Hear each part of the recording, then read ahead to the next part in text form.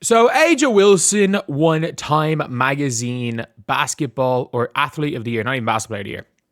And you know what? Great year for her. Absolutely great year for her. Did she have a better overall season than someone like Shea on the NBA side? Maybe, maybe not. And honestly, I'm not gonna complain. 2 years in a row, it's been a WNBA player, which obviously is kind of something they're trying to push. But I think there's absolutely not too many complaints because she won everything. She won absolutely everything there was to win. And not only that, it was like probably the first time in her career that there were question marks about Aja herself, being like, is she still the best player in the world? I still think it's very close between her and Fee. And I think it would have been a great finals had Fee not gotten hurt. But at the end of the day, it's a good reward. But we also have to talk about the whole Aja Wilson problem. And this isn't, by the way, this time it's not specifically about something with Aja Wilson. And a lot of the videos when I'm talking about Aja Wilson is just about the whole thing where Aja Wilson, Paige Beckers, Angel Reese, there are people that aren't actually fans of Aja Wilson, but are just there because they essentially want to attack another player in the league. And that's why they are Aja Wilson fans, which I think takes away from what Aja Wilson did. It takes away from Paige Beckers. It takes away from Angel Reese. It takes away from all these players. And I always say this, where it's like, the only thing I ever feel that Aja Wilson did wrong was knowing that she had a shoe and continuing to push the narrative that she was being fucked over by Nike, which started the whole hate train towards Caitlin Clark in the WNBA. Because let's be real, that hate train was not there until the Nike deal. To an extent, but like it got really bad. It got really, really bad. And to be fair, like Caitlin Clark got taunted, then came out and said, she got taunted, came out and defended Angel Reese, and they still attacked her. Because as much as people want to say 18 months ago that people used to latch on to Caitlin Clark for non-basketball reasons, I think that is a fact. We've seen it a lot of time, but that's not happening anymore. Because let's be real, the bad actors when it came to Caitlin Clark are gone. Like, they're all gone. All the bad, like, Caitlin Clark is not culturally relevant enough. Especially in America. Caitlin Clark is not culturally relevant enough anymore for these grifters to just be spouting narratives about Caitlin Clark. You can see it in everything. Like a year ago, you could talk about Caitlin Clark being treated unfairly by the WNBA and 100,000 people would care. Now, nobody does. Because there's so much more shit in America to go on about. And I don't know what's going on in America, but I can see, I have analytics, I have everything. And I can see when a lot of non-basketball videos and a lot of non-basketball narratives are being pushed. But at the end of the day, we're looking at this here. And this is supposed to be a celebration of Aja Wilson.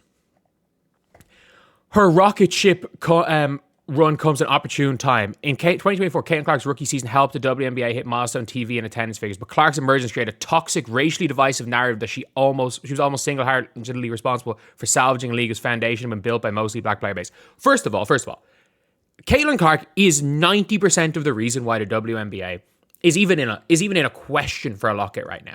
Caitlin Clark is the only reason why these players are making $1 million a year. Let's be completely honest. Like, if you guys saw their viewers this year, Caitlin Clark games on ESPN had 3 times the viewers of non-Caitlin Clark games. The only reason that ESPN drew in more viewers in 2026 than 2025 than 2024 was because they had more Fever games. They had more Fever games. The only reason that they drew in more viewers was they had more Fever games. Nothing to do with the Caitlin Clark injury, but obviously here, I don't think Aja Wilson said anything negative here. It's like this storyline, Botter Wilson in 2024 earned her MVP award after second Olympic gold medal, where she was now termed MVP. It's like, it wasn't a hit at me because I'm going to do me regardless. I'm going to win this MVP. I'll win the gold medal. You can't shake my resume. It was more so, let's not lose this recipe. Let's not lose the history. It was a raise for a minute. I don't like that because we have tons of women that have been through, yada, yada. And then they went on to continue to attack Caitlin Clark to say that, the league was up 5% in the postseason and up 6% on average per game. It's like, yeah, it went up 5% in the postseason. Do you want to know why it went up 5% in the postseason? Because the Indiana Fever played 8 postseason games. Like, I'm not joking when I say this. Whatever the baseline is for games, when the Indiana Fever play without Caitlin Clark, it doubles. When they play with Caitlin Clark, it triples. The only reason it had more views, the finals went down every single game. The finals literally, And by the way, there's also the brand new rating system, which adds 25%. Like, the views per game were down massively. And that's not, like, it's also, when you look at the non-Caitlin Clark games, to say that there was no drop, and that's a positive thing, is maybe there was a little bit of an increase. Maybe there wasn't the non-Caitlin Clark games, but it was, like, minimal. And that's the thing where it's like, the league was going on a steady trajectory upwards, which it absolutely has.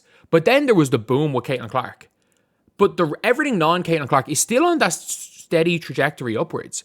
But, like, why is it that why is it that nobody can celebrate Caitlin Clark or A'ja Wilson without tearing down Caitlin Clark? And by the way, this is the same journalist, same Time magazine, who, when Caitlin Clark won last year, basically used half of the article to make Caitlin Clark apologize for where she was born, what she looks like, who she is, and being Caitlin Clark.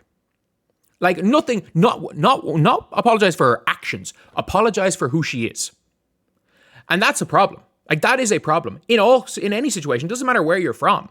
If you're being made to apologize because of who you are, there's something seriously wrong with that in life. It doesn't really matter. Just because it can be justified to tear down one person, just because you feel like it's justified, you can moral grandstand by tearing down one person, doesn't mean it's right, and it doesn't really matter in any other way.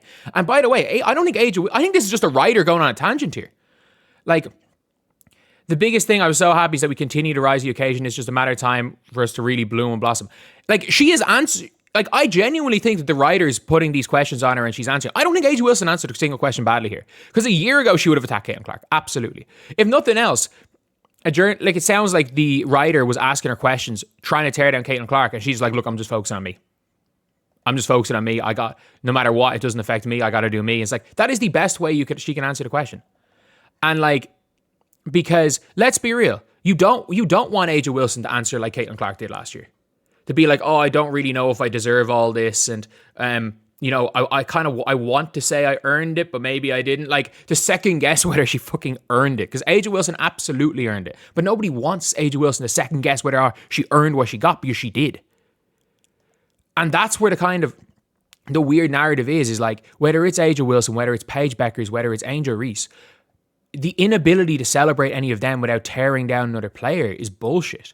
And it's one thing on Twitter. It's one thing with team narratives, because that's always going to happen. Just like Ronaldo and Messi debates, just like everything. Like, let's be real, fandom, when it comes to fandom on social media, it's always going to be a case where teams are going to hate watch rival players. And let's be real, we saw from the way they interacted in the All-Star break, I don't think there's any actual animosity between A'ja Wilson and Caitlin Clark. Like, let's be real. I think a lot of WNBA players would have been pissed off by the attention, that Caitlin Clark got. There was resentment there. I think, and to be honest, like, you can argue there's understandable resentment.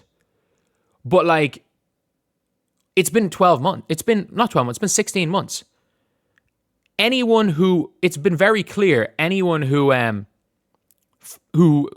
rode with it, with the way the WNBA was going, is killing it right now. Anyone who fought against it is struggling. And I think A'ja Wilson in the last 12 months has said nothing really of note negative about Caitlin Clark. In the last 12 months, not even nothing really. She's said nothing.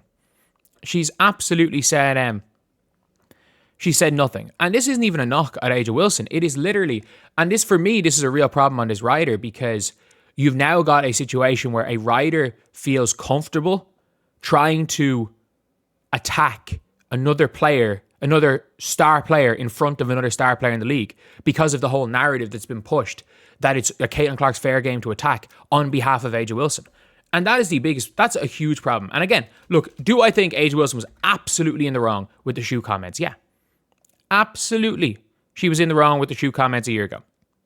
Like, it is now a situation where nobody is talking about her winning an award that I think there's a very good argument that she deserved to win.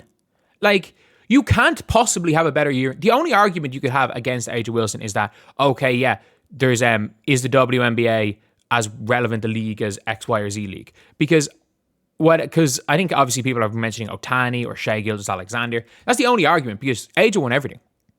She won Depoy, she won MVP, and she won Finals MVP.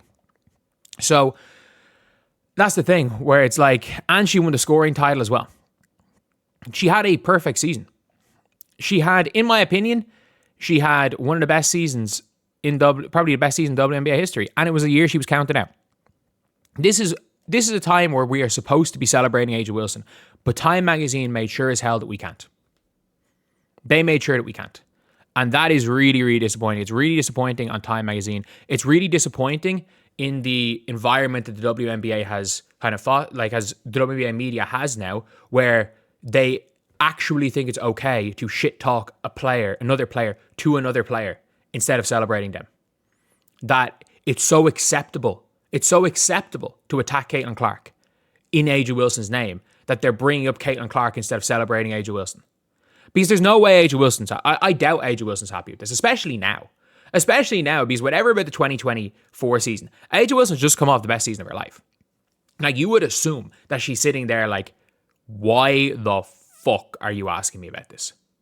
I just won MVP in Depoy. Why are you asking me about Caitlin Clark? Like, at this stage, I would be shocked if that's not the answer. And that almost seems like it. Like, she's trying to avoid, she's not mentioning Caitlin, she's trying to almost avoid the question. And like a year ago, there would have been an answer being like, oh, you know, it was, like she wouldn't have answered the question this way a year ago. She basically tried to say, I just focus on me. And a lot of people grew the league. And then when she was asked about it, she was like, it's good to see we have more viewership. We should get paid more. Like, that's very different than the combative answer we would have seen a year ago. But they are questions. They are attempting to get something out of A'ja Wilson. And by the way, this is, again, as far as I'm aware, the same writer that basically made Caitlin Clark apologize for being Caitlin Clark. Yeah, anyway, that's the video. See you guys.